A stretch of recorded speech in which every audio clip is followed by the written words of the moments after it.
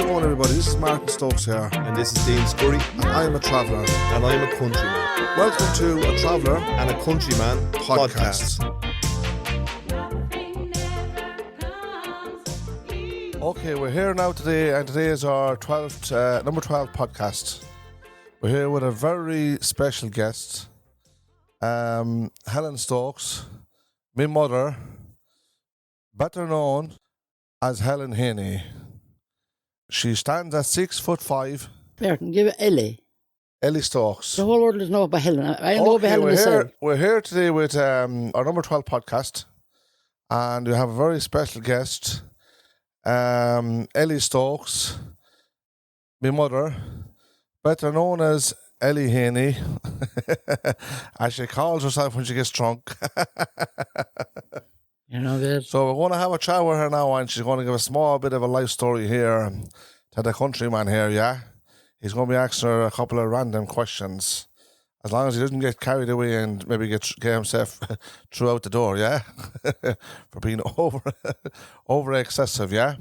So I'm going to hand it over to Dean now, yeah? She'll allow you to talk. She won't bite you, right? She had a bit of a fighting reputation years ago, right?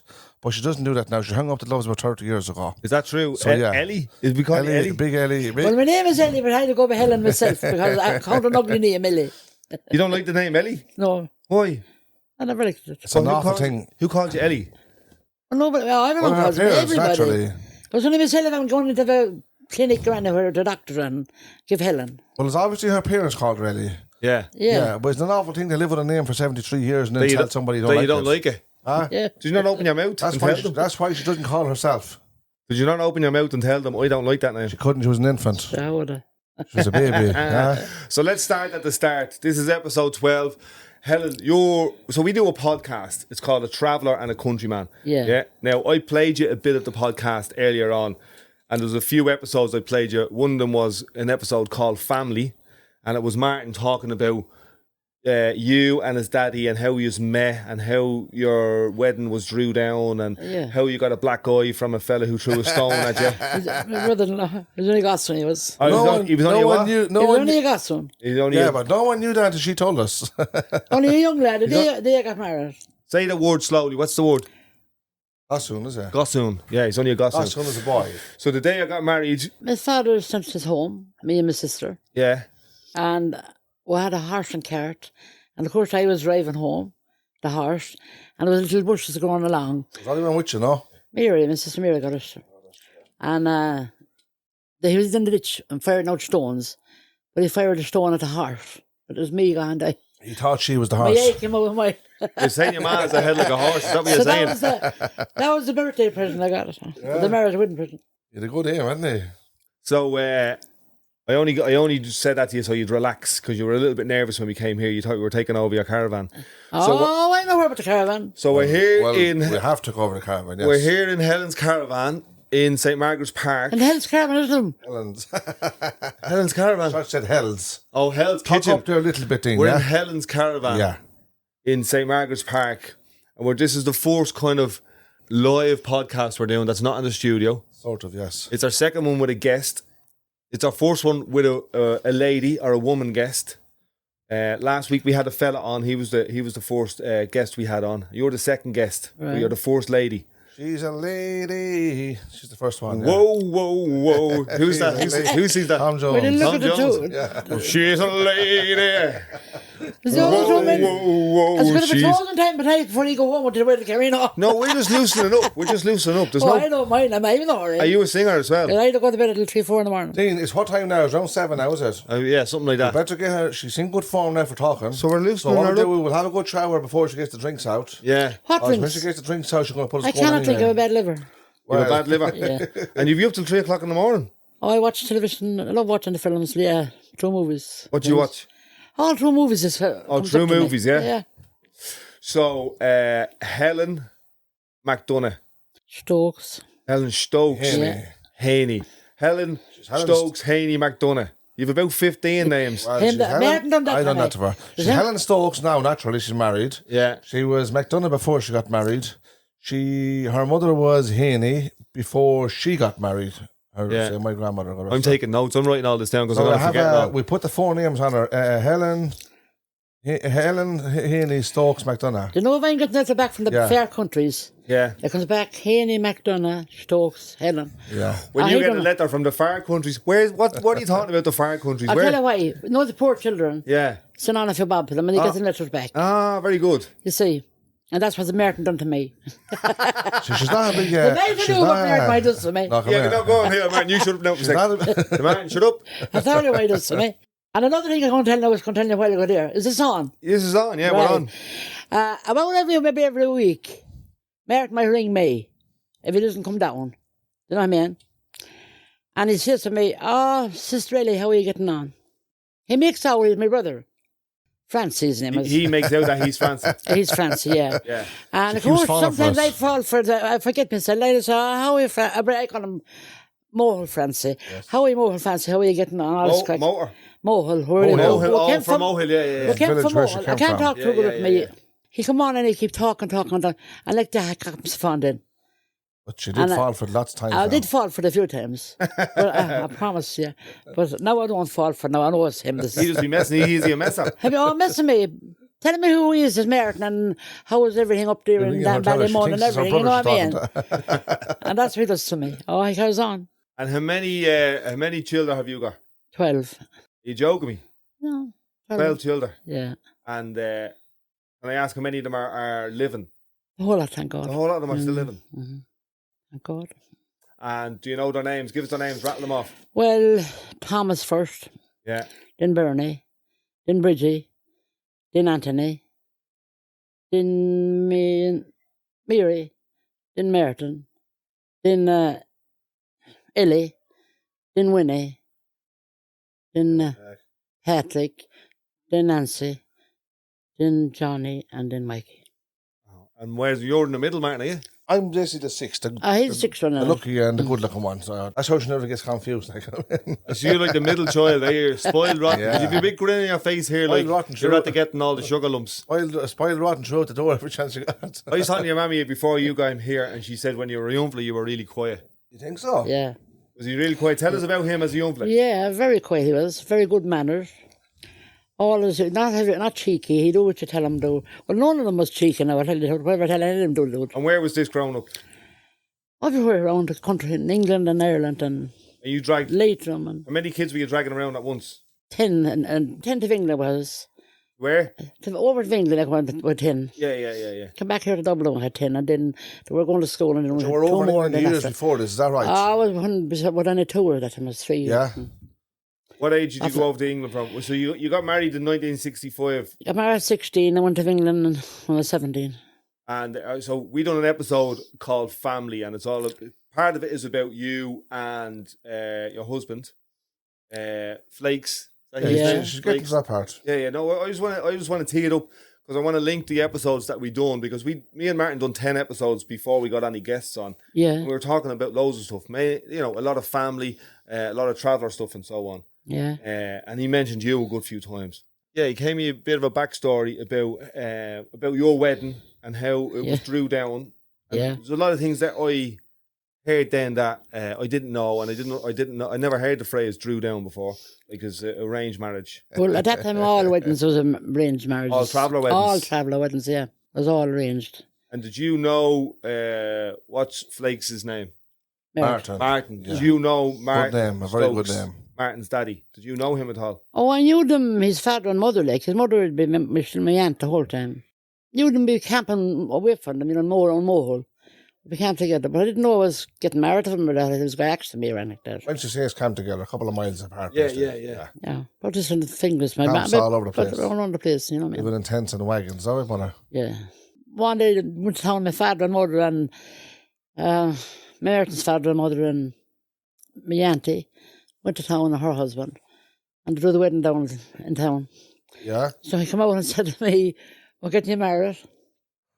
I said, "Who?" Basically came home from the pub. Yeah. "They're getting you married." And I said, "Who?"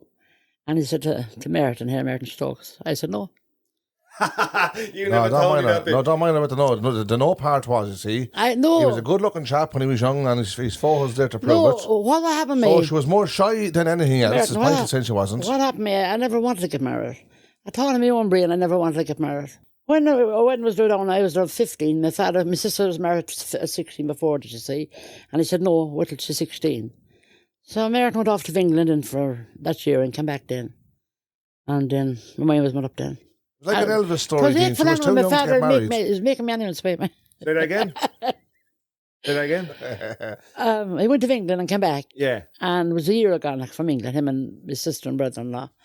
And came back then, and then came again over again. And so... He went off to England, Dean. Yeah. He done a bit of work, got a few bob, came back and asked her again. And, of course, she realised he was a good-looking chap. How could I have said no the first time? Well able to walk. You know what I mean? Yeah. And, of course, she... What do you mean she really... How did you... No, I said she realised, she was only young, you see, but she was a year older then. She realised he was a good-looking chap. How could I have said no to him? Yeah, you're picking up your daddy there, are you? I am picking up my daddy, yeah. Good looks and all that. Yeah, all the good looks, sure, of course. Do you get your good looks from your daddy or your mommy? Truth be told. Look, probably from both of them, I'd say. that was him here who was young. Oh, very good. Yeah, big fine. So we're just looking at pictures here. With big locks. Is that the two of you there? Yeah. Can I take that picture there for a second? Yup. That's your daddy? Yes. Martin. That's Martin Stokes. Stokes. He was an Elvis fan as well, as you can see. He was into Elvis, so I'm looking at a traveller man here. It looks like it's about 1970, and he looks half like Elvis and half like a traveller. Yes, that's right. He has the big locks, the big black hair, the big slick, the margarine in the hair. He had it all. He could have been, what do you call it? What do you call them in the films there where they slip in, take the parts? What do you call them again? Oh, like stunt double. And that's you beside him there. So I'm looking at a picture of Helen here in a pair of dungarees. No, that was only an apron that Oh, in it was front an apron, of me. yeah. And I was washing up the kitchen. Yeah. And somebody just took that picture of us. And where was that? In Birmingham. That was in Birmingham Yeah. there. How long were you in Birmingham for? Well, on and off, I'll say it could be 5 or 6 years in it altogether, you know what I mean, on and back. What was Birmingham like?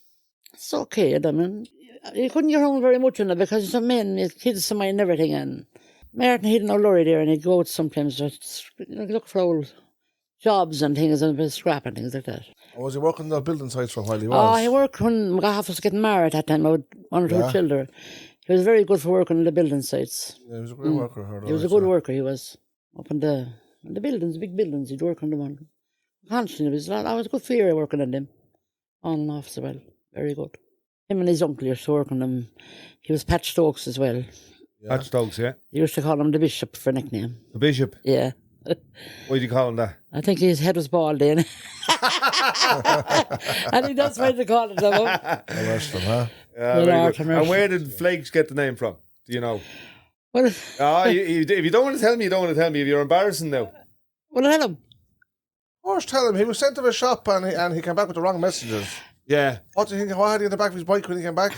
A box of cornflakes. A box of cornflakes, and that name stuck. Flakes, here's Flakes now. I think that the brothers then started cheering off him You know, and slagging him. And the years they used to call them the so I stuck flakes. with them then, cornflakes. Cornflakes, yeah. No, they shortened it down to flakes, basically. I'm not saying I remember all this, but I hear the stories, like, you know what I mean? Yeah.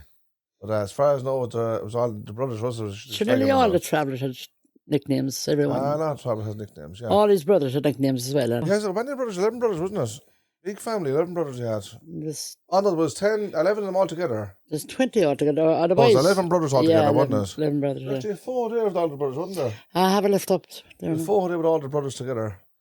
From 60 down to, at the time, down to about 30, was it 30? Yeah, 25, but 35. something like that. From 60 down to about 35 when the photo was taken, yeah. Yeah. And there was 11 of them in the one photo. Mm-hmm. So a good photo. Can I tell people that I'm in Helen's caravan here, and I'm looking around, there's a load of photographs. See the one there?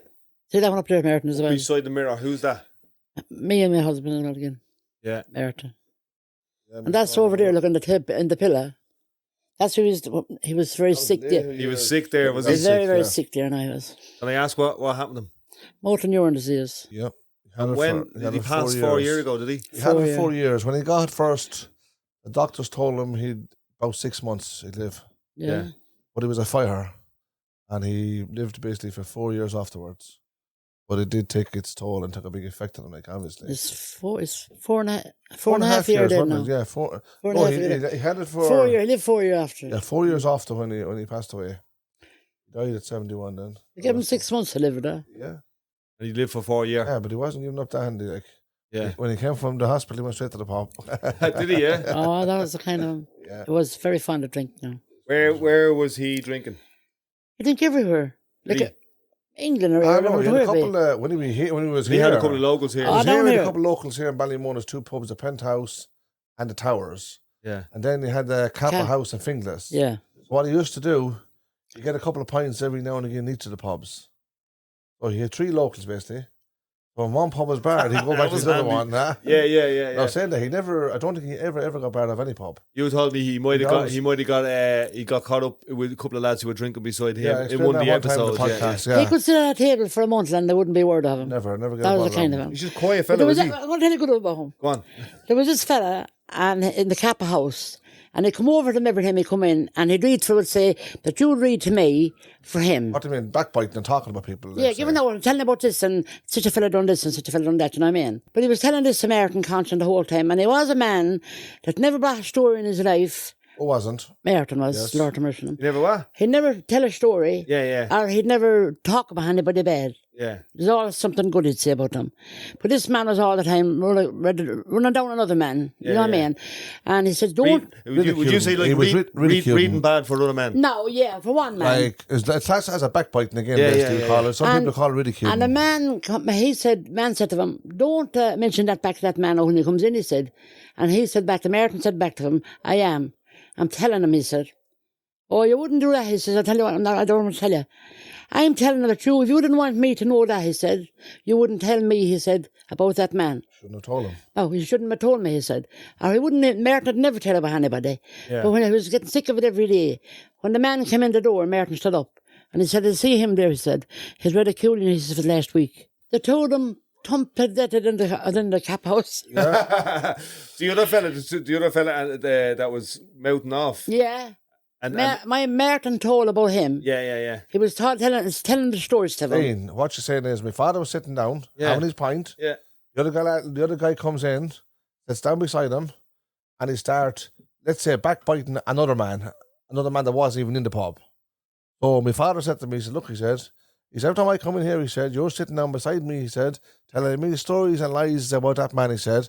He said, I've nothing against that man, he said. He's a nice man, he said, but you keep coming over, he said, telling me silly, basically, stories again. Yeah, right? that's what it was. As soon as he walks in, he said, I'm telling him, he said, everything he said about him. So therefore, it saves a lot of annoyance in a way. I can't do that. I'm doing it, he said. So when the man walks in, your father gets up and told him, he said, look, this man here, he said, every time he comes in here, he says, he's back eating the bones of you, he said, back biting you, he said. Back eating the bones of you. And he said, I'm sick of it, he said. So he said, you deal with it. Well, he did deal with it anyway, whoever so the the two other of them fella thumped the was. head off each other. Well, they had a few words Yeah, and a few yeah. bangs, whatever it might be. Did they die? But that put a stop to the whole complete thing then. Oh, very good. So my father went into the pub anymore, sit down, have his pint, And just chill out. and there was no one wrecking his head. He didn't want nobody coming and telling him things. He didn't want to hear these He things wouldn't tell anyway. a story about anybody, or he didn't want anybody telling a story to him. You know what I mean? Yeah. Because he wouldn't talk bad about He nobody. heard 100 things he wouldn't tell it back. So he's because kind it of caused private trouble. because Martin says that to me all the time. We have conversations and he says, Dean, keep that to yourself. Almost everything we say. And I Yeah. think it's a good thing. Yeah, You quite know what I mean? good, He's yeah. not going around telling him what you're saying. Yeah, reading. Do you call it reading for other people? Yeah. Yeah, so now you know what I mean, Dean. You get a beating in the end if you... Oh, is it? Is that what you do? The first time I met you, I put my hands up to you. Huh? What it means is, Dean, look at it's sometimes you can have a chat with somebody, yeah? And if it's confidential, Yeah. simple as, no matter what, they say to you, don't mention that, then you don't mention it. But if you're coming to me every day and you're talking about this guy and that guy and you're running them down, you're telling stories about him, and you're making up lies about him, well, then I'm going to say to you, Dean, hold it for 1 second. I'm not tolerating that no more. When your man comes in here, you be the man and you face him, tell him what you have to say to him. Yeah. So that's a more decent thing to do, isn't it? More decent. And not everybody does that. You might get away with it a couple of times, but it doesn't work all the time. Didn't work with him, anyway. No way. And so he was a quiet fella. What you meant was that he very was- quiet. And what else? What was he up to? What was he working? When you say quiet, Dean, he was very, let's say, he was a very peaceful man, being honest and truthful about it. Yeah. He'd never get into trouble, and if trouble came his way, he'd walk away from it. Didn't make him a coward. He actually felt a lot better about it. He was a big man, there's no doubt about that. He wasn't a small little mouse like you could just give a slap and run. Yeah. It wasn't the case. He just didn't like no trouble, simple as. And he would genuinely walk away from trouble. He'd literally do anything to avoid it. You know what I mean? But at the same time, I wouldn't... You wouldn't cross him. no, that's not too much. It wasn't Yeah. too much. And did you know his parents? Oh, yeah, his mother was my aunt, His mother was your aunt. What Yeah. was her name?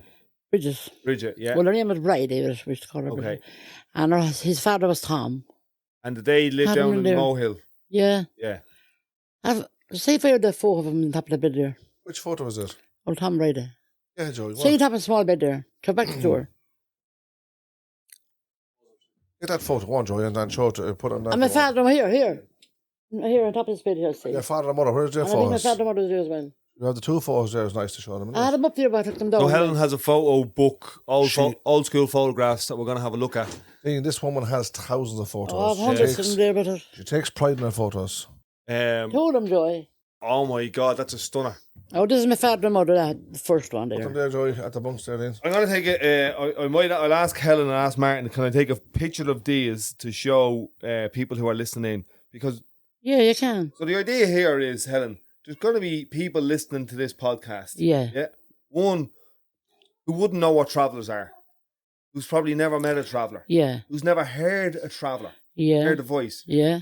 Never mind a man traveller, a woman traveller. Never Yeah. heard a woman traveller speaking. Yeah. You know what I mean? And the way you speak and the way you go on and your accent and all that. Yeah. You know what I mean? Like you Yeah. speak in a very specific way. Yeah. I don't You know know. what I mean? And most people around the world would have never met somebody like you. I don't know. Yeah. Yeah. Most people in this community would have never, most of the settled people in Ballymun would have never been into St. Margaret's. You know what I mean? Yeah, 95% of them. Yeah, you're right. Never mind people listening to this who are in Australia or Brazil or Canada or whatever like that. But what we're trying to do here is record you, capture your voice, and send it around the world so people can hear it. And for me, this is now honest now, for me to be sitting here in this caravan, close to tears now, for me to be sitting here in this caravan with you, that's A powerful pleasure. stuff. Like, Yeah. Yeah. you know what I mean? Yeah. Like, there's not many women like you left in the world, Helen. Yeah. That's the truth of it. You know what I mean? Joey's sitting over there. Joey, I'm And going to she's mention six- your name now, Joey. And she's 5'5". She stood on the ground. She Martin weighed jumped- over Martin jumped, but Joey 345 is here And he's pounds. filming, and as I'm crying my eyes Joey, out, look at put on that there, will ya? Joey's The four. Joey's The laughing. four. So I'm Get looking on at a the picture, picture Joey. here of Pause it, and Joey, who's Joey. in this, Helen. My father and mother, Bernie MacDonald and Mary Come in, Kate. Joey. Yeah, that's nice, isn't it? That's a That's beautiful, beautiful. picture. That's a stunning photograph. That needs to be up on the wall. Well, she has them on the wall, but she only And moved that's this a good car one a few there weeks too ago. now. That's a nice one there too. Who's that now? That's Close in, Joey, yeah. Martin's father and mother. Oh, is it? So that's her. He was like one of the Robert Stack of it. Yeah. One of the Untouchables. He looks like an actor in that. That's what I'm saying to you. He's about 6 foot. Did you ever hear Robert Stack? Oh, the actor, is it? Yeah, the Untouchables. Yeah. Well, he Yeah, sure, Dean, if you look at them two pictures, put your mind of him. Yeah. would you ever think they were two traveller men? Truth. You never would. In this one, no. In that one, a bit more. Like, that's You're pointing at the woman there, the men. What about the men? the Never. man. No, not necessarily, no. That lady there looks like a traveller woman. Yeah. That's her mother now. That's your mother. She looks like a traveller woman. And I She was actually looks like her, doesn't she, Dean? I was saying this to another traveller there. I think I was saying it to you actually in the last podcast. I can generally tell by listening to or looking at a person if they're a traveller or not. Because there's a unique sound and a unique look. And Yeah. that's not to come across as kind of slagging or racist or anything like That that. could be a chance there because a lot of travellers had hard times, Dean. To be honest about. Yeah. It's possible now. I'm not saying that's the answer to it. Take them in the truth. But they're two good pictures, aren't they? That one there. Did you get them in there, that Joey? one Nice and there close, is- yeah? That's at the making me cry. That's at the blowing me away. That's a piece of history that Never one is. mind, you're living in the house, do you know that? Yeah. These are good. They are two good pictures now. Points in or not, they're lovely pictures. That's a piece of history. That's beautiful. both of my grandparents there now, Dean. So there's nothing that I'm more proud of that I've done than to get to know you, to get to know the people on this site in St. Margaret's, and especially to sit down with you, Helen, and have a conversation with you. Yeah. Because I think that as Irish people, as non-travellers, we're missing out on so much beautiful culture.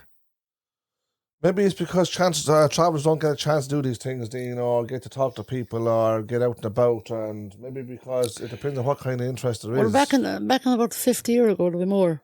How old is that for there anyway? My mother sung a song. She's up in Dublin here. Yeah. Oh, your mother was a singer, was she? Yeah, she's a good singer she was. Well, she wasn't a singer for the country, like, but Yeah. they came and took her on as a singing, you know what I mean? So they're here in Dublin. Was it one of the radio stations? What she sang for, was it? For here, That for particular Dublin. song, basically. For Dublin. She had a lovely voice, though. You know what I And mean? they recorded it? Who recorded it? The people out of Dublin, they went down to Leitrim and Right. Some radio channel Yeah. However, say they found You out. don't know who it I don't is. know. We can find out that. Oh, She has her on here in tape. Dublin, She has her on tape, though. Nola knows it because Nola worked. Just go down to Yeah. them. Find out that. It's good. That'd be But nice. she has a lovely, lovely voice, to tell you the truth. Well, she had, God rest her. For people out there listening, every time I hook up with Martin, he sings songs, and then as soon as we turn on the microphones, he gets all shy. Yeah, but is You know that about- Helen, do you know that about is your that son? necessarily about being... He's been non-stop singing when we're hanging Yeah, when around you're listening talking. on, yeah. As soon as you turn on the microphone, Yeah, he's a good singer, yeah. he gets all shy. Mm-hmm. The thing about it is, it's not about being shy. It's just that I don't know how to sing. On the Raglan Road of an autumn's I wish day. I could sing. I think you can. I just think Dean, I have to advise you now. lack confidence. Stick with the day job.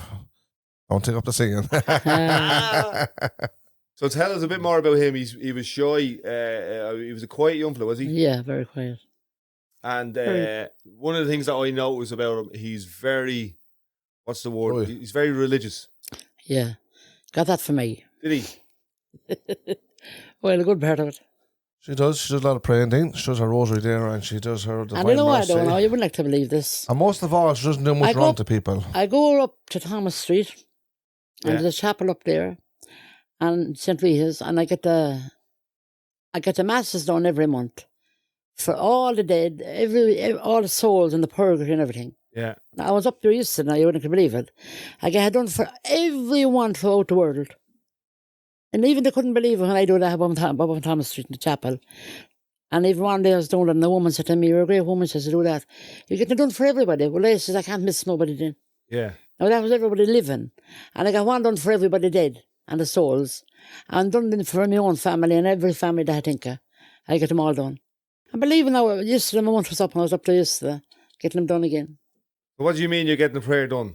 You know, prays for souls in purgatory, Dean. Same as now, you're in them as well now, because I done it for everybody. Yeah, thanks very much. Do you know what I mean? Everybody in the world, your family and everything. Yeah. And we'll say, this mass is going on for a solid month every day. For a month every day, you're getting prayed for. Wow.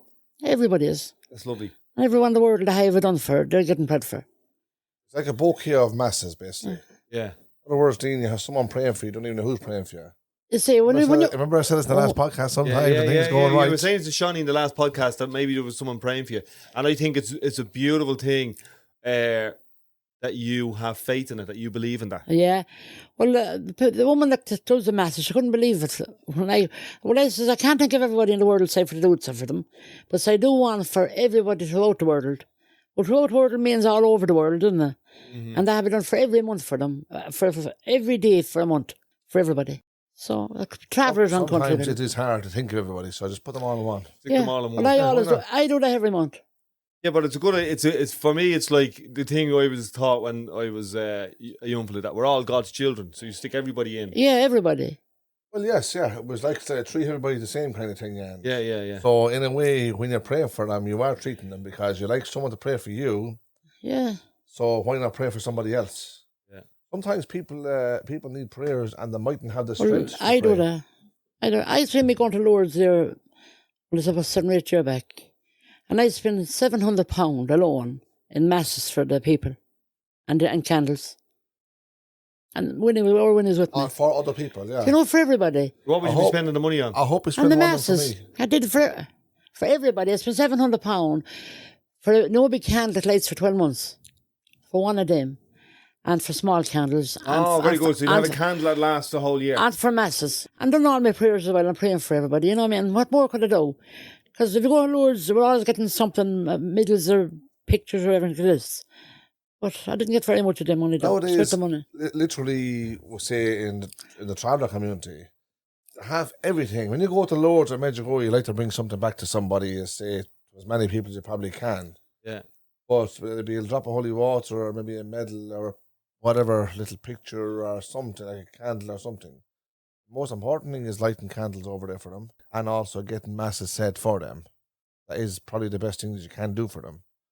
But on the other hand, so many travellers have been to Medjugorje now and Lourdes and to Knock and to all. They have all the bits. They literally have. Well, if you look around here, you'll see what we're talking about. Well, that's not Their Lots of stuff heads go in statues and books that's and all only that. a fraction of what she has. She's a lot of stuff left up there because When he moved in here recently into this And caravan, have some of them out in the kitchen. and she has a mountain of stuff there. Too much But stuff. now, the other thing about it is, almost every traveller has the same thing. So it's a great sign that travellers have a good faith in Our Lady and Our Lord. It's very, very good. No matter what they do in life or what they don't do, So it's nice to they pray still for have people that anyway. strong faith, which is very good, and it comes in. Let's say it comes in handy when you don't even realise it. And I have a little prayer there, and it's for if you bleed, if you get a cut or anything like that. Yeah. And the people bleeds. I say the prayer, no matter who here it is or who hear about. You know what I mean? You come all over the world if I hear someone bleeding, I'll say the prayer, and the blood stops. About Jesus. And what prayer is it? Well, it's a small one. It's Jesus was born in the stable of Bethlehem. He was baptized by the river Jordan. The water was clear and very smooth. When Jesus passed by, the water stood, but by his words and by his name, he converted the blood to do the same.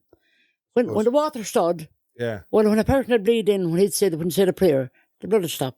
A good one. Lovely, yeah. And I always say it to everybody, for anyone that bleeds. So where did you get that from? Was your Back years ago, I don't know. It could be my father and mother, I don't even know. so was your parents obviously there where they had faith? Oh, yeah, they were very good like that too as well. Yeah.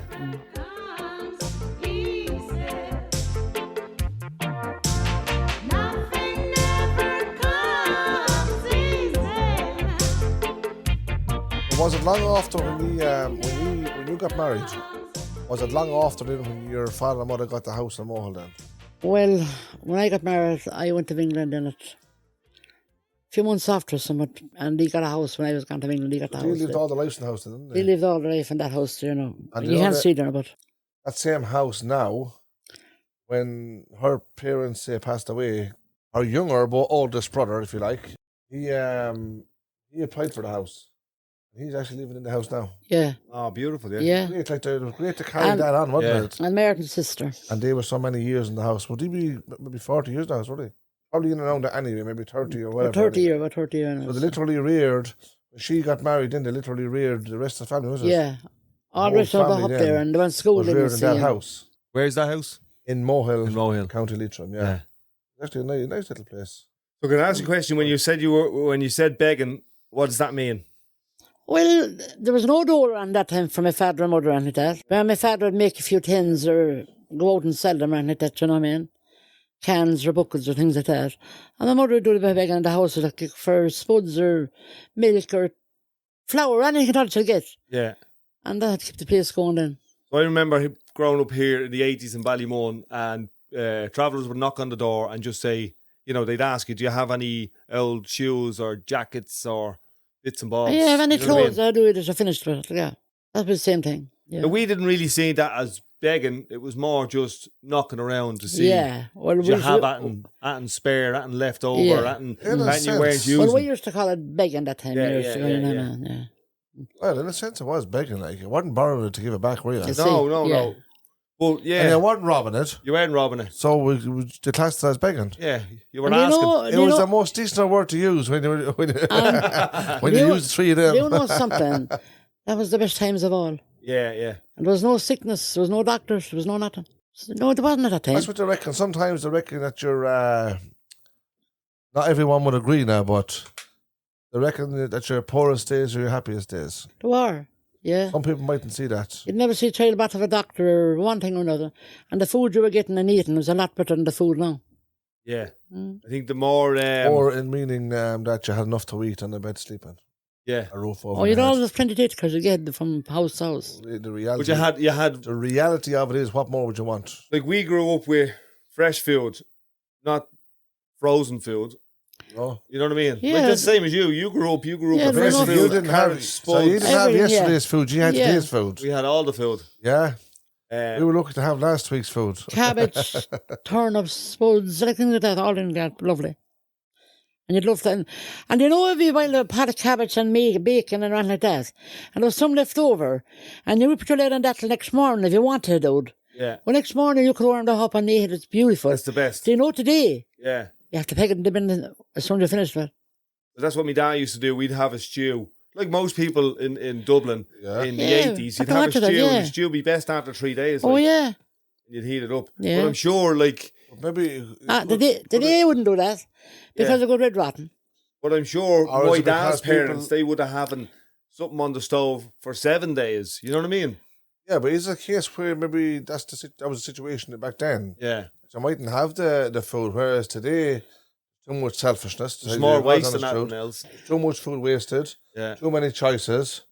People want this, that, and the other, and they don't know what's good for them. Same as myself, I don't know what's good for me. Tell you the truth. And today there's so But- much of takeaways. There's so much chips and fish and Oh, I curry and wouldn't all mind a these good old things. takeaway right You now. know, Tell you the truth. no. There were I've different- noticed, not just in here in St. Margaret's with travellers, but in general, there's not a lot. I don't see a lot of cooking happening. No. No, You know no. what I mean? The young A lot- girls a lot now of- don't, dude. A lot of standing around peeling spuds and carrots and putting the chicken no, on or whatever no, like no. that, you know? I have to say my woman does now, Dean. I'll be honest with you. I'm not going to say something that doesn't happen. Like, you know what I mean? Yeah, but you're mad. does. You're mad into the curries and the No, deliveries. not mad into them, honestly. Same as anybody else. I'd like an old curry every now and again. Yeah. But the truth is, a good old boiled dinner now and again is no harm either. To be honest about. And it's hard to bit of cabbage, I'll tell you one thing. The cabbage, Few a bit of spuds and bacon, a bit of boiled dinner. It isn't that, I probably the had that healthiest. much bacon in my life as I got sick of it. I couldn't eat it now. That many what? I ate so much bacon in my life and cabbage. I swear. Bacon and cabbage, yeah. Yeah, I seen a fella walking through here, a travelling man walking through here about 12 months ago, and he had a hair. It was a head of cabbage, or was it his hair? It was his own. No, hair. it was that, a could hair. be, that could be one of the animals just bringing it into Oh, there. like a hair is in a rabbit, like. But this was a hair now. Yeah. And it was skinned. Yeah, you don't see much of that now anyway. You but might rabbits would have been into fancy the your years ago. Donald's sons used to bring them into Merton here. But I seen him walking through this side here like this. It was about Have a good look. 2 foot length, and he was Open holding it like up that with his legs. Yeah. Well, you often brought them in here to my sink and cut them and skin them from Merton because he didn't know how to do it and I wouldn't do it. And he'd do it for him and I'd boil them in for him, all right. That's Yeah, they true. were very good for that. They're weren't very they? good at Donald's for that. Yeah, they used to bring Fancy Donald's right here. in the. He'd hunt them, you see. He'd go hunting. Yeah. And he used to do the same thing with the fish. Isn't that right? Yeah. Bring in the pikes. Have you eaten pikes? No, they'd fish for the pike. Yeah. You know, they should get in that size. And they should brought down here to him. We had the fish. He used to love it anyway. Oh, yeah. He would have done this like years and years ago when he was a young lad. And just today, that much of it doesn't happen. And they dropped them into him here with the pike or the. And you know he loved- he loved them. He loved an eel. Oh, God. An Eel. Oh, an The eel. eel. An eel is an eel. I didn't. I know he used to love them. Oh, I would I like hear them it. to No, tell I you the wouldn't look at them till I told truth. And he was They like were a big snake. He was like a No, snake. yeah. They were like a snake. Oh, he'd They love could it. literally cut. They could take an eel, which is a fish basically, and cut it by cutting 10 pieces, and still them pieces be moving around the pan. I wouldn't. I reckon That's it's, why- They had all them things in the pubs and all, like jelly Yeah. deal and Yeah. periwinkles and all that. Oh, I wouldn't like to eat they're a like that. delicacy, all right, but Yeah. I wouldn't eat them. Today. Tripe. Do you ever have tripe? I wouldn't eat nothing like that. I'd eat a perch, all right, or a bit of a Mackerel. mackerel. A bit of mackerel. Mackerel, yeah. Yeah, Mackerel. yeah mackerel. Mackerel. And you sing an old song? I'm not used to middle now. Not bad old singer. I can't sing now. Can you not? No. Who are you I have a into? kind of a little lump here in my throat. Oh dear. Who are you into singing? And nobody just send a Merton around the place and a bit of pick up and had a bit get fine out of it. Yeah. Right here. Just that's all. Merton can sing, but I couldn't. I wasn't a bad old singer, but I can't do it now. He won't sing for me. He gets all shy. Did you know that? I I don't. won't sing for nobody, and it's not shy. It's because I don't know how to sing. Oh, you do. If I could sing, I'd sing. Would you I'd be sing a happy. song for your man? I would. If I could sing, I'd sing for sure. She knows Come on that here. anyway. All the microphones are here now. I'll leave it out, so will you? No, you're getting all shy again. No, I'm not shy. One day on What, this. what I want to ask you earlier on, right? Dean keeps jumping in there. He keeps throwing stuff in and then.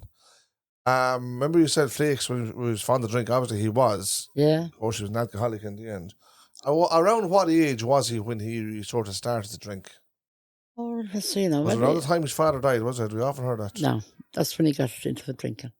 His father died a young man, didn't he? 40 years. Oh, rest him. So, huh? And he can take a few drinks all right, a few pints. Not, Where were you living at the time? We're- Around Newtown? we were at was it? Longford that Oh, time. Long time Longford. died, yeah. Yeah. Mm. Were So you in a camp or? he was very fond of the father. He just got on like very good together, the two of them. And it broke his heart for him to die, a young man. Flakes was only young too, though, wasn't he? Back then. Oh, like? yeah. He was a. When your daddy's daddy died. Yeah, he took Yeah. it very bad hurt. Now I don't know because obviously. Yeah. He What did. age Well, I did did that? hear What that age he- did Flakes' daddy die? 48 year. 48. Fine. No, that's See, from there, Dean, that there's the four picture, there. look. Yeah. And he Good, was as fresh. big now and as healthy as that now. See. And the the morning that he died, I never forget. Fine fresh man, wasn't he? And he was out playing Arrest him. tossing, Yeah. no pitching, with all the couple of the sons outside playing. Yeah. What's the game? Tossing, pigeon? Pitching, you know, you pitched, that's what he used to call it years The ago. crack slagging, but tossing the coins. Oh, yeah. Or pitching the coins. And, It was a pastime, bit of fun for them, like, you know what I mean? They were pitching, and then Martin came down to get something to eat to me. And next one of the children ran down and says, Dad has a pain. Got the pain across the chest. About old Tom. Brought him straight into the hospital. And doctor and everything took him in. He come back for me and for his old lady there now. So we went in. He brought him down to the hospital. And dropped him back to bring old lady in. Flakes brought him down to the hospital. Yeah. A little bit from us. And what happened? He came back, let him into the casualty, basically. They brought him in, the doctors brought him in then. And say, my father went back up to get you and he said to me, he our said, bride and my grandmother. yeah. And he said to me, he said, just go in for a minute next, how is he? He said, he knew he was so bad with the pain. Aye. He was frightened to ask. It was a fear tax. So when I went in, they told me he was dead. So I nearly put the place down when I heard it. Took a heart attack, basically. Well, Tom took a massive heart attack. You were And was he screaming, a were you? smoker? He was smoking, yeah. No, not real heavy, but he used to smoke. I wasn't a man for drinking heavy. You know, man, same as Martin, now he started drinking early, like. But old Tom, he'd drink. Yeah. And if old Tom says, I'm getting off drink now for 6 months, and I'm taking no drink, well, he meant that. Yeah. Yeah. He meant, he was, But I heard he was getting off for obviously- 6 months. Obviously, Mother, you'd know because you're his oldest trotting-in-law, is Yeah. that right? Right. I heard that he was a very good family man, though. Yeah. Yeah? Mm, Very respectable to the family as Yeah. well, like. he was. Things I'm only hearing, she obviously knows all And that. a very quiet man, out he was. And, But same as that, don't stand his cardinals, because he wouldn't take it for no man. and again, my That mother was the kind of him. again, Dean, my mother, and she ever used to talk about him now, she used to talk very good about him. Yeah. I'm guessing he had a great respect for her as well. Oh, same he as had. she He was very fond of me. Same Yeah. as she had for him, Mhm. like, you know what I mean? Was. Oh, And that's I had tough. for him too, for his wife, the British, my aunt. And that's a long time ago now, Mother, isn't it? How young, what age was Flakes then? That time, we'll say, how would he be? Old Tom was 50 years dead now, isn't he? Well, a bit close, probably, yeah. Oh, he, It's 40 years, is it? So can I ask you a question? You're a traveller woman. yeah. What does that mean to you? I mean, it's good. Like, I'm proud to be a traveller, you know what I mean? Yeah. But that's not finding the settled people, that they're not going against them. Yeah. We were settled people, never weren't. And What she can we go do? back. And you know, we can't be travellers. Yeah, go on. Where would I put the tissue in my naga? Give me some. Oh, you You're know. bringing the old tears out there now. Ah, Dean. Well, yeah. there we- You're searching well, too hard there, Dean. No, it's not. It's just that I want to talk to him anyway. Talk, yeah. The way my father tell us now and his father tell him, years ago, we were all the one people, the settled people and the travelling people was all one. Yeah. But when the time of In the... other words, there was no travellers. No, there were no travellers. So What? many years back, whatever war it was, I don't know. Yeah. And the travelling people always live in little small houses as well. And they were all the one. But when the soldiers and the armies came along and started blowing down the little houses and everything and killing some of the people and everything, everyone would take to the road. This was in your grandfather's time, is it? Yeah, So they would have been British soldiers. I think, yeah. Yeah. Our It was fathers. because I don't know one time with my father too as well. But anyway, they were all pegged out on the street and out and leave and go on and camp along the side roads. And however they will see you people now, your generation, Countryman, the countryman. they come The on. And, countryman became a traveller, Dean, is what you're saying. but then was how you ever got the houses and got this and other, you know what I mean? They got to be the settled people and we were the travellers. Yeah. And my father and mother. But years and years ago, my father was unable to get married. And they were down in Enniskillen they were. And he had a horse and he was going up for a horse up the road. And this lorry came with all the soldiers above on it. And pegged him up into the lorry. Because he had the horse was spangled. The way the horse wouldn't go down the road of fair. You know what spangled is now? They had a rope from one leg to the other. Oh, very good. With that much. Tying the horse's legs together. Aye. Yeah. And the horse's legs about that wet from other. Right. But they couldn't go fair then, you know what I mean? They knew where they were. Yeah, When yeah. the- But basically, the horse couldn't run then. They couldn't gallop away anywhere. It's called spancel. Spansion now. Yeah. And so like a rope between the two front legs. That's right. Aye. And he couldn't get a gallop on. And they couldn't gallop. And when the soldiers seen it, and him along with the horse, they took him up in the lorry and they beat him to death nearly above the Oh. lorry. My father. He was a young boy. I just had to get married and had a horse. And the man them and Beham and Peggy Flurry down again the road and nearly killed him. But he got to the hospital. What was he? He was a Crawley. young fella. That was supposed to be Crawley. Was his father mother living in the house that time? No, they wouldn't. His father was in the war that time. His father was in the war? Yeah. But his mother was in, I think she was at Carrick-on-Shannon or somewhere. Right. Longer from her people. And the soldiers were saying that was cruelty. They called that Crawley. Yeah. With the horse being tied away. But he was just doing it because the horse then, you know Well, where the horse everyone was. that time, all the travellers when the horses in that way. But mother, before that, going back before that, you're saying there was no, at the time it wasn't travellers, everyone was in houses, small houses. Yeah, they were all out, everyone was in houses. So what happened there when the soldiers came around and putting people out of homes? Yeah. I think you told me this before the job. Yeah. The settled people, let's say, became travellers, half of them. So some of them emigrated, is that right? Yeah. And the ones that didn't emigrate started living in tents. Yeah. And on the sides of the road had no choice. Had no choice. So that's where sort of travellers came from then. Yeah, that's Now, true. there's another story there where... I've never... You've never heard that bit, slow Dean? down for a second because this is really important. I've never heard it said that way. No, I'll tell you what you heard, Dean, right? Just 1 second, Martin. Do you know when that was? Probably World War II, was it? Or it could be, because that was my great-grandfather's time. So it was your great-grandfather. So what I'm thinking is, if it wasn't your father, it was your father's father, you're 75 years of age. Yeah. So if we go back 75 years ago, plus your daddy's age, you know what I mean? It would mean then that her grandfather, her great-grandfather was a settlement. Simple as that. So it could be 120 years ago, which brings it around the time. Yeah. Probably not back that far even. Could be, yeah. 120 years ago. So what we had in this country was we were ruled by the British. Yeah, all the land in the country was ruled by the British. Yeah, that's right, they were, Yeah. And they had there was a thing called the Land Wars. Because I was only up on Tory Island there a couple of weeks ago, and there was a story where a ship came into the back of Tory Island, and they made a wish on the wishing stone that the ship wouldn't come onto the island, and it crashed. Yes. And it was, I think it was like 80 British soldiers who were coming onto the island to tax them. What she was saying there earlier on, which was like a repeat again, was that when them things happened, everybody was living in small little houses. Yeah, they're all... Probably nothing short of wigwams. You know what a wigwam is, don't you? A small little house, yeah? We all settled people. When that happened, everybody started hitting the road, as the fella said. And a lot of people started emigrating. Is that right, Mother, yeah? Yeah. Now, the people that didn't emigrate, that had no choice to stay, no money or nothing. They start living in tents on the sides of the road, and then they became travellers. Is that right? Yeah. Now, that's how they were travellers. Then you have the other story that's written in the books where which are called Romany travellers from the far side of the world, and they're saying the travellers originated from there. It was a hard story to believe whether it's true or not, and it probably is true. Maybe travellers did come from there also. Yeah. But the story she's given to her version of the story, from her grandfather and his father again, going back to literally her great grandfather, it makes a lot of sense. So in Ireland, in about 1840, 1850, there was about 8.5 million people living here. Right. We were ruled by the British. Yeah, that's right. This was a British colony. Yeah. Okay.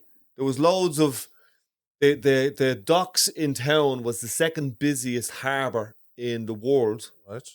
Because it was a part of the British Empire, and we had a thing that they called the famine, and people either left this country for America, Canada, that's Australia, what happened. That's why they had to go or to the famine. died. Yeah, and we started hearing about travellers in the 50s and the 60s when it was a decision by the Irish government to get rid of the shame of having these travellers in the country.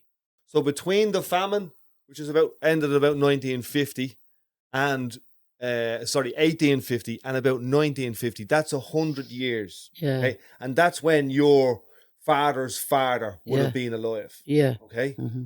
Between 1850 and 1950. And Ireland only got its independence 100 years ago.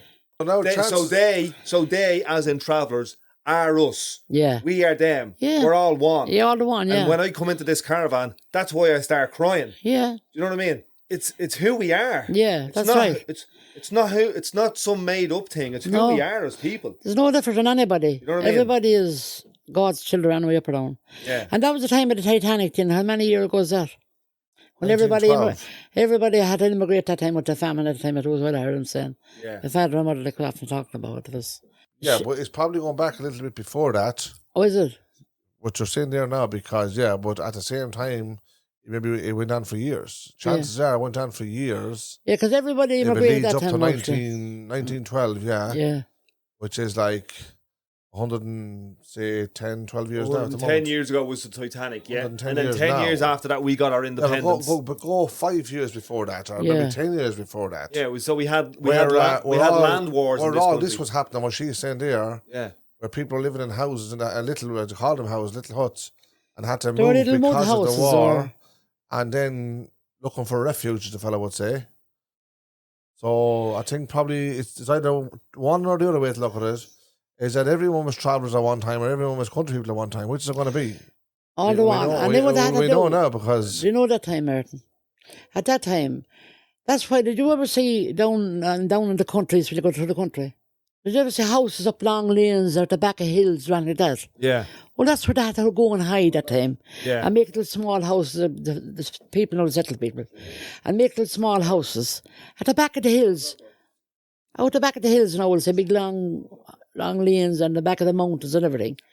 And that's how they had to hide the country of the soldiers. They'd be killed, they were threatened for them, you know what I mean? So that's why all this is done and the travellers. it's hard to get a good story now from the traveller's life, as you might call it. Like, Yeah. I'm only a young lad. She's like 73 years old here, but yet she's telling the story that her father told, Yeah. and his father beyond that again. Do you Oh, yeah. understand? Mm. So the fact that there's not many travellers now in their 90s or 95s, which is very hard to get in and settle people, in mind the travellers, you'd hear a further story kind of thing, if you know what I'm saying to you. Or even this minute there was other, say, traveller women around her age, 73, so about 78, 79. So they'd have a story to tell as well. And the chances are that it would correspond and collaborate with her story, you know what I mean? Yeah. But you'll probably hear different versions of it, which is actually good. Helen, you're at the saying... She's giving us good. She's giving some good stuff, though, I have to Yeah, say. but you're at the saying stuff there, stuff that happened in this country 150 years ago, Yeah. that we as a nation have kind of pushed underneath the carpet Yeah. and decided Yeah. to forget about. Yeah. You know what I mean? There's some that you can't forget, but they do. Yeah. And we've decided to put some blame on a group of people called travellers Yeah. or knackers, as the name Yeah. goes around. Yeah. You know what I mean? Mhm. And that these And are that these were the problem. These travellers had the problem in our country. And then 70 years ago, 60 years ago, we tried as a country to get rid of that group of people. Yeah. And that's how much shame we have in it. That's how Yeah. much pain we have Mhm. in the whole famine thing. We don't talk about the famine in this country. No. We don't have those conversations. Oh. We write songs about them. Yeah. And a lot of the songs that you traveller people sing are about those times and about the pain and the hardship. You know what I mean? Yeah. And they're just country and folk songs hanging Yeah. down. And I was saying about the knackers a while ago to you, but the knackers I was saying. Yeah, Well, the knackers, they're called traveller knackers, yeah, but they're not. I was telling you a while ago. Do you know those big the four-wheelers downtown there? yeah, And there'd be 2 or 3 big Clydesdales for to pull them. They were going round from years ago here down here in Dublin. They used to bring the Guinness up on them and everything. Use the horse to draw That's what they called. That was knackers. traps. That's, Yeah. that's what you call knackers. But they called it the travellers. Then they did. Instead of that was the wrong name for them. Then they were, And they were back about 50 or 60 years ago. Knackers was itinerants. They used to call them itinerants. yeah. And they changed it back into travelling people. So I think travelling people is right people for them. The name for them. funny thing about it, they tried everything, Dean, Yeah, yeah, yeah. And you know what they come back to? One. Travellers. Travellers. You recognise them now as Because travellers. there's only names for them. What's strange, the other? isn't it? What's the other? It's like a cant name. Minker. A minker. Minker. Yeah, a minker, yeah. Minkier. Would you use that word? A minkier. Yeah. No, we never did. Years ago, they probably used to, but I never. knew. Dean, the thing about it is, the words that you would ask travellers, are they using them? Travellers won't use these words. They don't use them. It's the settlement that use these words. Not all settlemen. or the settled person, whatever you want to say, right? Yeah. That uses these words. Call you the mink, call you the knacker, call you what they want to call you. You don't call you the traveller. But you're a traveller in spite of everything. It makes no difference.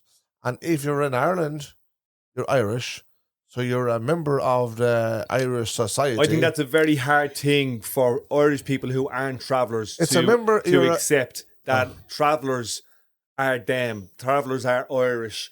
Travellers are who we are. Travellers are who we are. This is what I'm trying to say. Yeah. You're a member, you're an Irish person, no matter what. You're born in Ireland, you're Irish. Yeah. Right, whether you're born into a settled family or a traveller family, they can't take away the fact that you're still Irish. They might try to throw the mat over the traveller, all right, and push them aside and try and get rid of them, like you said earlier on. Yeah. But the fact is, you're still an Irish person. So you are a member of Irish society, no matter what the Irish public or the Irish government thinks, or no matter how they try to treat you. Because they can't wash that away. This whole thing that we get caught up in is, traveller tradition and traveller pride and all this, and we try and put travellers in this separate little group over here. And I understand that, and I know that there was a thing done in the Dáil a couple of years ago where traveller people got like ethnic status. But even travellers know it didn't mean anything. No. You know what I mean? Yeah. It was only a talk on a bit of paper. That's all that was. And really, the real challenge is, the real opportunity is for us all to see each other as the same. Yeah. That's the difficulty. That's the conversation we don't want to have. Yeah. See, Dean, that's good for publicity. If you're a member of government or parliament or the Dáil or whatever you want to be, right, and you want to give yourself, let's say, a good status, well, then you can raise any issue that you want to and try to get it, let's say, make it visible, yeah? Make it known out there. But that doesn't mean you have interest in the first place. That doesn't mean you're bothered about whether things change or not. What you're really bothered about is your own status. Yeah. You see, so you're the good guy then now. You spoke up and you said this and you said that and you signed papers and you told the world there's going to be changes here. But you're going home to your house and you don't give a damn after that. But nothing has changed. Absolutely nothing. Absolutely nothing. So one thing from coming up here and getting to know you and being on this site for the last 2 or 3 years, you know what I mean? I come up here now and it's like I'm going up to my brother. That's basically it. I don't see this community as different. Yeah. As traveller. What you're trying to say is that you don't you haven't put anything between yourself and the traveller man, basically. There's no difference. For me, there's no difference. We are the same. And I know that 99% in Dublin anyway, of settled people, they don't do that. They don't come in here. Yeah. They just don't engage because they see it as totally separate. Yeah. The travelling people live a whole separate life. Yeah. Don't forget, there's a lot of settled people think that way because not through their own faults. It's because of what they were taught, what they were told, what they see on TV, the stories they read off the newspapers, the stuff that goes on in the media. There's a lot of negativity about travellers. Not every complete traveller is out there. They're not all, let's say, they're not all the worst people on the planet, if you understand what I'm saying. But they are the people who... In all walks of life, you get good people and bad people. We have that in the traveller community. Yeah. We also have that in the settled community. We have that in England, we have it in Ireland, we have it in America, we have it in every part of the world. No matter what race, breed, or seed you come from. There's the good, the bad, and the ugly, as you call it, right? But we have that everywhere. So it's not just about let's say, in travellers. So they can look at all the negative side or negativity in travellers, and they can feed off it. And to be honest about it, it's only Ireland that does it. You go to America, you'll hear there's thousands of travellers in America. Thousands of travellers, right? They're classed as American citizens. Just citizens. Simple as. Yeah. They're not brushed down like the same as the travellers are in Ireland. Now, go to England. There's thousands of travellers in England, and they're not brushed down the same way. Ireland is let's say, for instance, we could call it a racist country if you want, being honest about it. And they have more on their plate now than what they had 10 years ago. because Ireland has been influxed by all nations of the world now. Yeah. Well, not all nations, but a majority of nations of the world. People have come from all parts of the world in the last 10 or 12 years, and they have influxed Ireland. So it's the best thing that ever happened, because you know why? Because now they have more to talk about than just talk about the traveller man. So now the traveller is seen as a good guy now. He's a good person now. He's welcome. He's welcome to stay in his own country now. Because if he moves out of his own country, he's only making more space for another foreigner in their eyes. You get what I'm saying? You understand what I'm talking about? And that's the reality of it.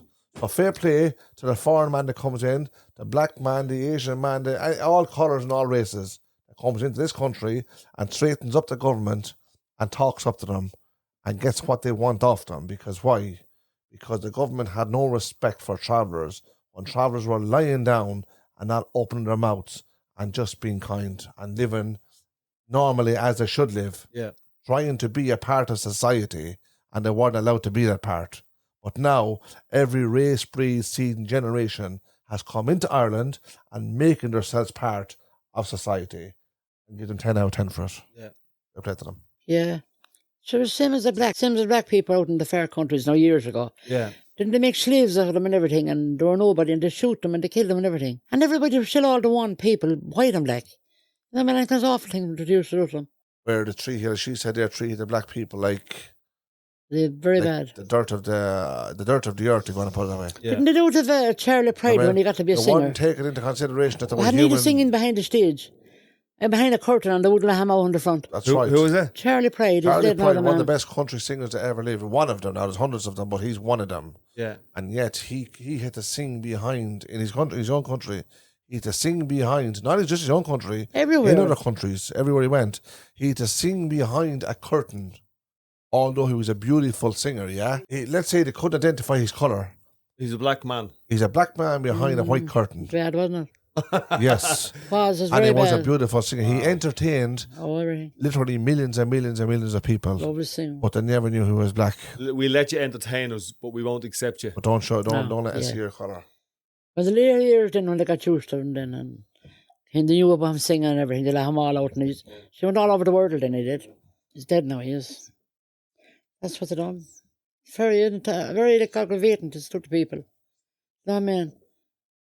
And I haven't seen there now, you know, a crowd of settled people there, they got the young girls, the boys and everything there, and see a travelling person passing, and they'd all laugh at them and cheer at them and everything. That's no good either, isn't it?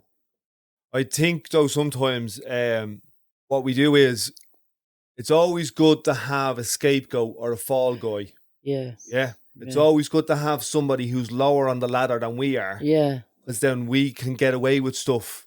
That's You know what I right. mean? Yeah, you're right there. And then everything that we do is okay, but we can point down to somebody else, Yeah. whoever it is, a black man, a travelling man, Yeah. or whatever. That's You know right. what I mean? You're right there, yeah. The Native American Indian, the Aboriginal in Australia. It's always good to have somebody that we can put the blame on, you know? And I think that that's what's happened in this country. And I think it's time for us just to be honest about it and call it out and just say, it's not good enough. It's not good enough for us just to say that they're knackers. Yeah. Yeah. That they're dirty, that they're smelly, that Yeah. they don't do anything, that they don't pay taxes, that they rob people. There's no other group in the history of this state when we had our independence that was laws written to get rid of them. There was laws and rules and regulations written in this country by Yeah. our government Yeah. to get rid of Get rid traveller of people, travellers. That's just right, to yeah. totally wipe them off the planet, the Yeah. earth. So when they were doing that with Jewish people in Germany during World War I and World War II, the whole world turned up and said, no, you can't do that. They're trying to do that in Ukraine. The Russians are trying to wipe the Ukrainian people off the planet. Yeah, there. But listen, it's happening in our country in 2022 in Ireland. We're still haven't fully accepted. As far as I'm concerned, the government are only giving themselves a hard time.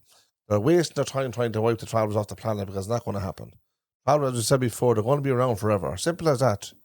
Always going to be there no matter what. The governments will be changed and changed and changed and changed again, and travellers will still be around.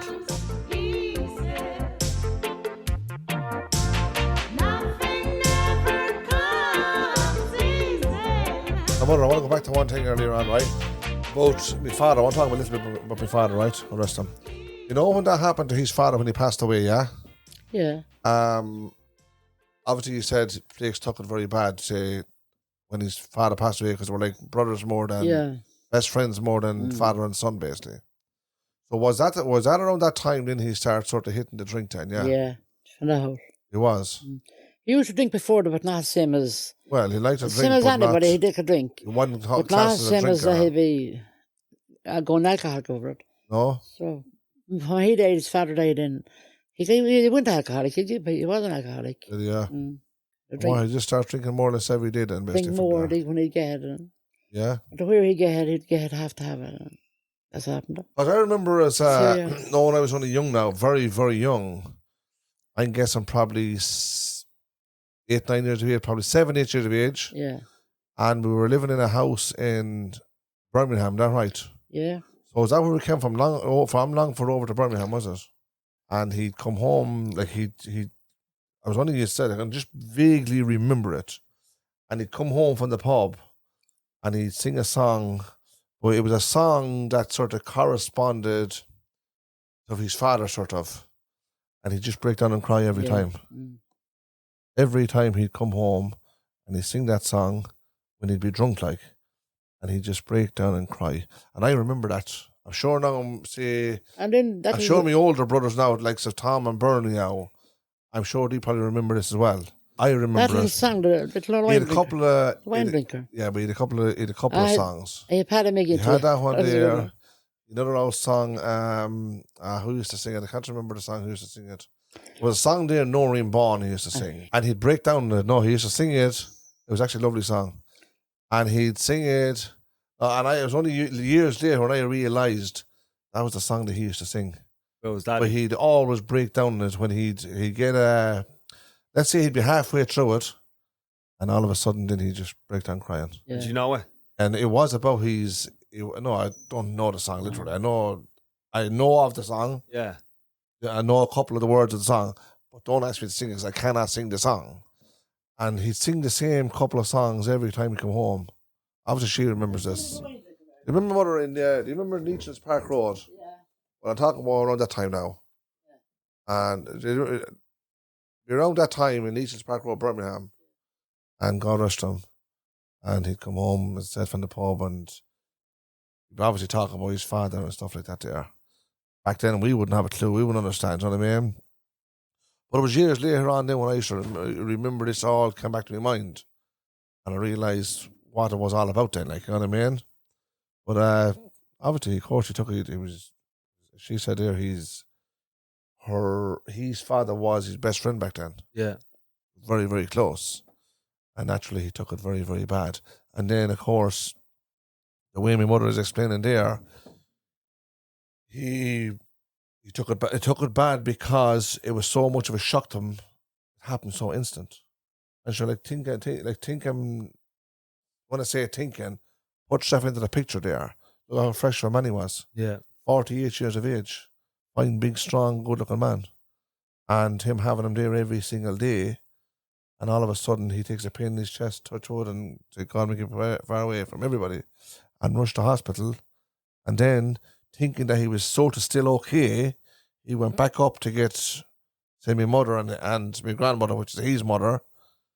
And by the time they got back down to the hospital then, just to be told that he was dead. So, like, it would have took a serious impact in his life as a young man. And then he was the oldest in the family as well then. So that would have been all put on top of him at the same time as well, you know what I mean? So, yeah, not a sad memory for me, but the fact that I've been told it and I've learned what happened by through my mother say, it obviously took a serious impact on him then, like, you know what I mean? And then being a young fella as well at the same time, can imagine the conversation we're having here with your mammy. Yeah. Do you have that conversation much? I do have chats with her, yeah. Yeah. Yeah. I can sit down and have a talk with her and have a chat with her anytime. I feel very, let's say I'm very comfortable talking to her, like, you know what I mean? Yeah. She's my mother and I love her. And I find it very easy to, now we do have arguments as well, right? Yeah, sit down there with her. We do have, arguments, but they're, Just Helen's going to sit back down. She went down. She's back now for a second. they're they'll be petty arguments. I had to say one thing about her. She would always apologise to me, yeah? Yeah. Oh, I didn't apologise to you. You didn't come to apologise to me. Do you love him? I wouldn't apologise to nobody. Hold on. Do you love him? Yeah. Love all my family, everyone. The one of them is the same as the other to me. Yeah. So No favourites. no. She probably loves me, Dean, the same way as I love her. Absolutely. Every Yeah. bits, the fella would say. So why did you want to do this today? Today? Yeah. Well, it means a lot to me to have her on this podcast today. Yeah. She's my mother. She's the first woman on the on the podcast. You're making me cry twice. Yeah. I can see why you love her. So now you can imagine how many times she made me cry. Yeah, she's amazing. You're amazing, Helen. She's very relaxed for a woman on a podcast for the first time. What do you think? Yeah. No, yeah. More relaxed than what I was the first time, put it that way. We had to do 10 episodes with him, so we got relaxed. Like, Yeah. this is the first one that you're doing, and he's saying that straight away you're in there. There's no messing. Could it be, Dean, that she's probably looking at us and saying, look at, why should I be shy of these two little snotty noses? She didn't know what they're talking about anyway. Yeah, you had to. Could it be that? You can read, but I cannot. What? What, say that again? You can read, but I cannot. Right. So you can't read or write. Do you think that held you back? You don't need to read or write More one to be talkers. Yeah, man. So.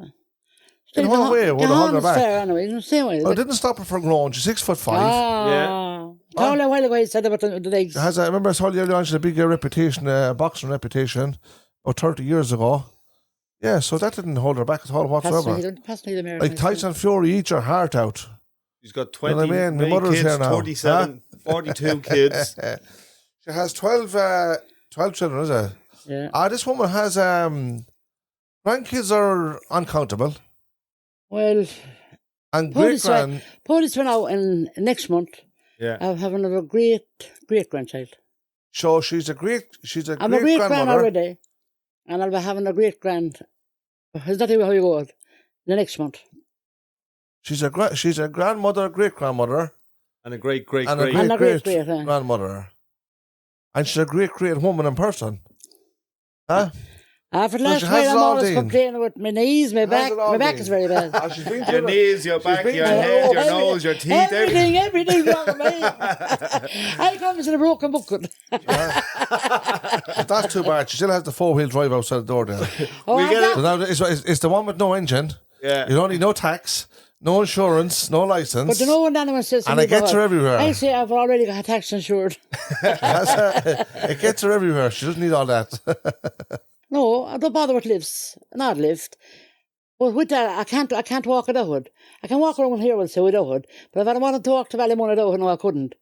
I couldn't walk with my back. My back is so bad. Saying the truth is, she's 73 years old. Yeah. And she thinks she's a young girl. Yeah. Same as my old mammy. My old mammy is a similar age, and she finds it difficult to get around, but she wants to get around. She wants to get around. You know what I mean? I'm the same. She won't admit that. She thinks she's about 35 years old, maybe half her age. Honestly. No, I don't know. Oh, you can't do things like that. Well, I think it doesn't matter if you're 150 or 40. Nah, she gets out and about. You're a great woman. The way it is, I cannot sit down. I've got to get up. If it's only that half lift, I'd have lifted to clean up or do something. Yeah. You know what I mean? Isn't that what Darren came over a while ago and said to me? When I was going over to Johnny, he said to him, oh, Granny, he calls me Granny. Oh, Granny, he said, you're walking again, he said. You're an 8 noon and morning walk, and granddad's to walk around with the cane around there, he said. When all the other women are sitting on top of the bunks and they won't get up, he said, I promise you if you didn't say that to me. Darren said that to me. Who's that, Darren? Darren. Oh, Darren is her... Now when he comes he's a great-grandchild, yeah. Yeah.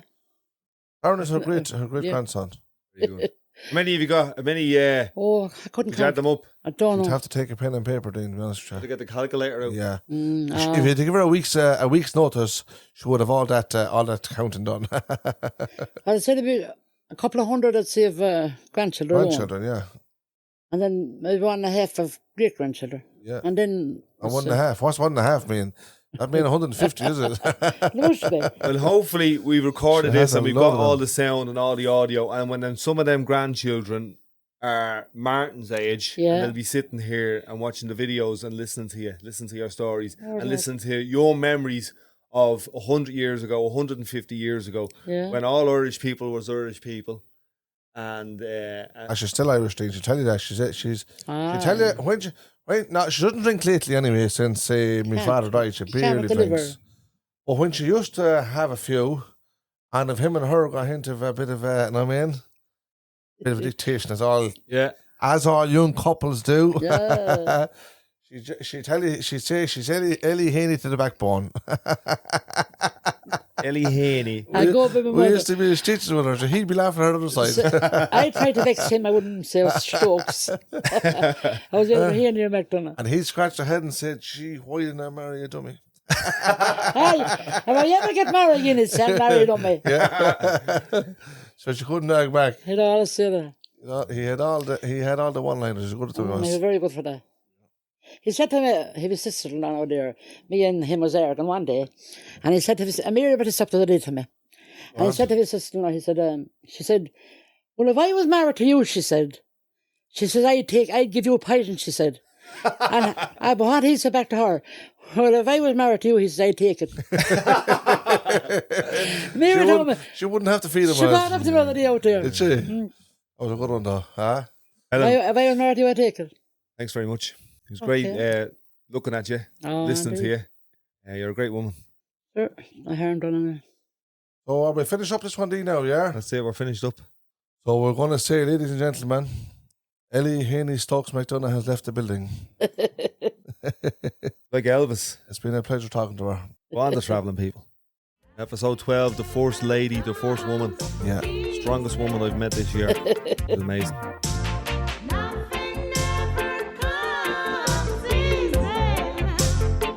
So that's us for this episode, Traveller and a Countryman podcast. If you like it, let us know, share it around, and we'll see you on the road.